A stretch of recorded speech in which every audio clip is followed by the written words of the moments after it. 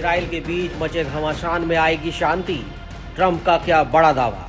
अमेरिकी राष्ट्रपति Donald Trump ने कहा कि ईरान और इजराइल के बीच जल्द ही शांति होगी। उन्होंने बताया कि दोनों पक्षों के बीच बातचीत और मुलाकातें शुरू करने वाली हैं। ट्रंप ने सोशल मीडिया पोस्ट में लिखा कि मैंने ईरान को कई मौके दिए, लेकिन उन्होंने बार बार चूक की। अब हालात बदतर हो रहे हैं। ट्रंप ने चेताया कि यदि ईरान ने समझौता नहीं किया तो विनाश और मौत और ज्यादा बढ़ जाएगी।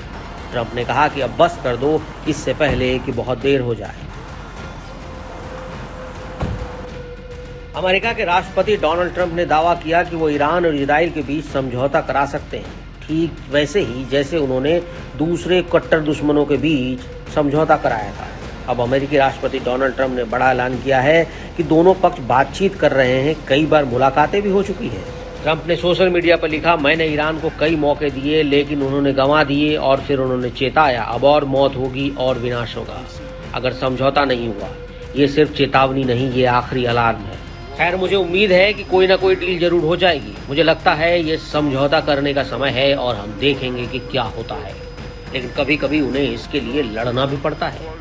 लेकिन हम देखते हैं कि क्या होता है। मुझे लगता है कि शांति समझौता होने की अच्छी संभावना है।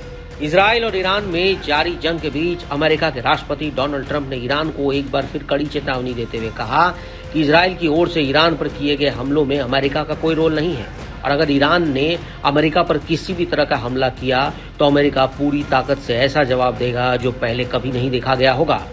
ट्रंप ने यह भी कहा कि हम आसानी से ईरान और इजराइल के बीच समझौता करवा सकते हैं और इस खूनी संघर्ष को समाप्त कर सकते हैं। कनाडा में G7 शिखर सम्मेलन में रवाना होने से पहले व्हाइट हाउस में पत्रकारों से बातचीत करते हुए ट्रंप ने कहा कि कभी कभी उन्हें लड़ना पड़ता है।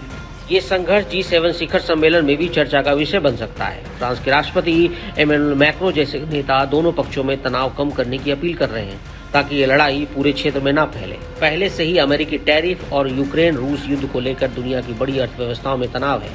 अमेरिका ने कहा है कि इजराइल के सैन्य अभियानों में वो शामिल नहीं है। हालांकि कई मीडिया रिपोर्ट्स में यह बताया जा रहा है कि ईरान के एक प्रमुख परमाणु केंद्र फोर्डो को नष्ट करने के लिए इजराइल के पास पर्याप्त सैन्य शक्ति नहीं है। ऐसे में सवाल ये है कि क्या अमेरिका भी इसमें शामिल है। हालांकि ट्रंप ने एक इंटरव्यू में कहा कि अमेरिका का इसमें शामिल होना संभव है या असंभव ये नहीं बताया जा सकता, लेकिन वो इस युद्ध में शामिल नहीं है। इस बीच ईरान के विदेश मंत्री अब्बास अरागची ने कहा कि उनका देश हमला रोकने को तैयार है, बशर्ते इजराइल ईरान पर हमले बंद कर दे। इजराइल के हमलों में शुक्रवार शनिवार को ईरान में 150 से ज्यादा लोग मारे गए और 400 लोग घायल हुए। हम नहीं चाहते कि ये संघर्ष तब तक बढ़े जब तक कि हमें इस पर थोपा न जाए। हम नहीं चाहते कि ये संघर्ष दूसरे क्षेत्रों में भी फैल जाए। हम ये युद्ध नहीं चाहते थे। हम अपने परमाणु कार्यक्रम के संबंध में कूटनीति को लागू करने पर ध्यान केंद्रित कर रहे थे।